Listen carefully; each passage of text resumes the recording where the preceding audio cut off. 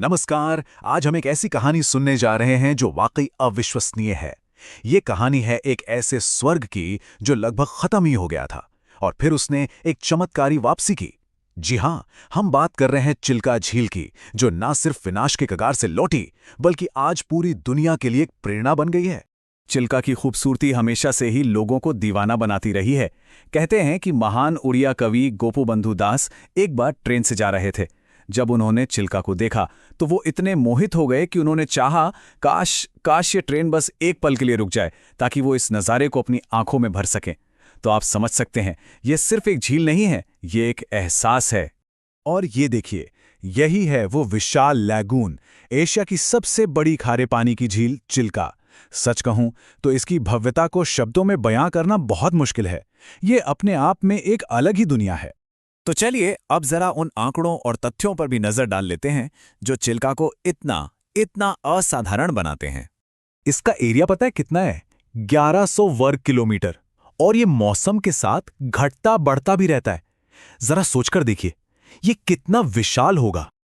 और इसी विशाल झील में हर सर्दियों में 10 लाख से भी ज्यादा, जी हां, 10 लाख से ज्यादा प्रवासी पक्षी अपना घर बनाते हैं। ये मेहमान साइबेरिया और सेंट्रल एशिया जैसे दूर दराज के इलाकों से हजारों मील उड़कर यहां पहुंचते हैं। कमाल है ना? देखिए, चिल्का ना एक तरह से बायोडायवर्सिटी का खजाना है। यहां 400 से ज्यादा तरह के वर्टिब्रेट्स मिलते हैं। और सबसे खास बात, ये भारत में इरावदी डॉल्फिन का अकेला घर है। मतलब समुद्री, खारे और मीठे पानी के जीव जंतुओं का एक ऐसा अनोखा संगम है यहाँ, जो इसे वाकई में बहुत स्पेशल बना देता है। तो अब सवाल ये उठता है कि ये झील आखिर बनी कैसे? अच्छा, इसकी कहानी के ना दो पहलू हैं। एक है दिलचस्प पौराणिक कथा और दूसरा जाहिर है विज्ञान। एक तरफ तो स्थानीय किंवदंती है जो कहती है कि एक समुद्री डाकू था, राजा रक्तबाहु। समुद्र उससे इतना नाराज हुआ कि उसने अपनी लहरों से उसकी पूरी सेना को डुबो दिया और बस वहीं ये झील बन गई। और दूसरी तरफ है विज्ञान, जो हमें बताता है कि ये झील हजारों साल पहले समंदर के लेवल में बदलाव और रेत के जमा होने से बनी। तो देखिए, एक कहानी और दो बिल्कुल अलग पहलू। और जानते हैं, ये सिर्फ एक झील ही नहीं थी। सदियों तक ये कलिंग साम्राज्य के लिए व्यापार का एक बहुत बड़ा सेंटर हुआ करती थी। पुराने ग्रंथों में लिखा है कि यहाँ से बड़े बड़े जहाज साउथ ईस्ट एशिया तक का सफर तय करते थे।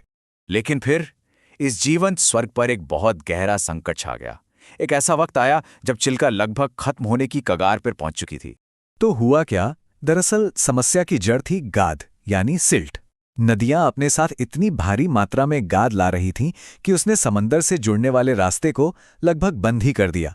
अब देखिए, जब समंदर का खारा पानी झील में आना कम हो गया तो झील का खारापन भी घटने लगा। और यही खारापन तो यहाँ के समुद्री जीवन के लिए जरूरी था। नतीजा, ताजे पानी वाले खरपतवार बढ़ने लगे, मछलियां मरने लगीं और हजारों मछुआरों की रोजी रोटी पर बनाई। हालत इतनी ज्यादा बिगड़ गई कि 1993 में चिल्का का नाम मॉन्ट्रो रिकॉर्ड में डाल दिया गया। अब ये क्या है? ये दुनिया के सबसे ज्यादा खतरे में पड़े वेटलैंड्स की लिस्ट है। मतलब इस लिस्ट में नाम आना एक तरह की ग्लोबल वार्निंग थी कि ये खूबसूरत झील मर रही है। और इसका असर देखिए, 1995-96 तक यहां मछली की पैदावार गिरकर सिर्फ 1269 टन रह गई थी। ये आंकड़ा अपने आप में एक बहुत बड़ा और खतरनाक संकेत था कि झील का पूरा इकोसिस्टम ढह रहा है। लेकिन कहानी अभी खत्म नहीं हुई थी। यहां से एक नया मोड़ आया। इस संकट से निपटने के लिए एक बहुत ही हिम्मत भरा कदम उठाने का फैसला किया गया। साल 1992 में एंट्री होती है चिल्का डेवलपमेंट अथॉरिटी की, यानी सीडीए की। इस संस्था का सिर्फ एक ही मिशन था, किसी भी तरह चिल्का को बचाना है। तो सीडीए ने एक 3 स्टेप प्लान बनाया। सबसे पहले पूरी चीज को साइंटिफिकली समझना, फिर जो चैनल गाद से भर गया था उसकी सफाई करना, और आखिर में तीसरा और सबसे हिम्मत वाला कदम, समुद्र तक एक नया आर्टिफिशियल मुहाना बनाना। तो क्या हुआ इस साहसिक कदम का? क्या नतीजा निकला? चलिए अब देखते हैं इसके चमत्कारी परिणाम। सितंबर 2000, ये वो तारीख है जब चिल्का को समंदर से जोड़ने वाला नया मुहाना खोल दिया गया। और जो हुआ वो वाकई हैरान करने वाला था। नतीजा फौरन मिला और बिल्कुल नाटकीय था। ये इस बात का सबसे बड़ा सबूत था कि अगर सही तरीके से साइंस का इस्तेमाल किया जाए तो प्रकृति खुद को बहुत तेजी से ठीक कर सकती है। अब जरा इन आंकड़ों पर गौर कीजिए, ये खुद पूरी कहानी बता देंगे। 1995-96 में मछली की पकड़ कितनी थी? सिर्फ 1269 टन। और नया मुहाना खुलने के महज 2 साल बाद 2001-2 में ये आंकड़ा पहुंच गया 11,878 टन पर।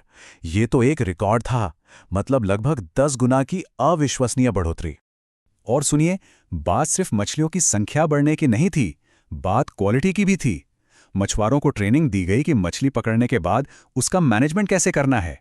इससे मछली की क्वालिटी सुधरी, और क्वालिटी सुधरी तो दाम भी बेहतर मिले। कुछ किस्मों के दाम तो 50% तक बढ़ गए। इंसुलेटेड फिश बॉक्स जैसी छोटी छोटी चीजों ने भी स्थानीय लोगों को इस बदलाव का आर्थिक फायदा उठाने में बहुत मदद की। ये एक बेहतरीन मिसाल है कि कैसे पर्यावरण को बचाना असल में इंसानों की जिंदगी को बेहतर बनाना ही है। और इस कामयाबी की गूंज पूरी दुनिया में सुनाई दी। साल 2002 में चिल्का का नाम उस खतरे वाली लिस्ट यानी मॉन्ट्रो रिकॉर्ड से हटा दिया गया। इतना ही नहीं, इससे दुनिया का सबसे बड़ा वेटलैंड संरक्षण पुरस्कार रामसर वेटलैंड कंजर्वेशन अवार्ड भी मिला। सोचिए, एक मरती हुई झील से पूरी दुनिया के लिए एक मॉडल बनने तक का सफर। क्या शानदार वापसी थी। तो चिल्का की ये कहानी हमें सिखाती क्या है? ये सिर्फ एक बीती हुई जीत की कहानी नहीं है, बल्कि हमारे आने वाले कल के लिए एक बहुत बड़ा सबक है। चिल्का की कहानी ये साबित करती है कि अगर विज्ञान, मजबूत इच्छा शक्ति और लोगों की भागीदारी एक साथ मिल जाए तो किसी भी मरते हुए इकोसिस्टम को फिर से जिंदा किया जा सकता है। तो अब सबसे बड़ा सवाल ये है, क्या हम चिल्का से मिले इस सबक का इस्तेमाल दुनिया भर में हमारे दूसरे प्राकृतिक खजानों को बचाने के लिए कर सकते हैं? ये एक सोचने वाली बात है।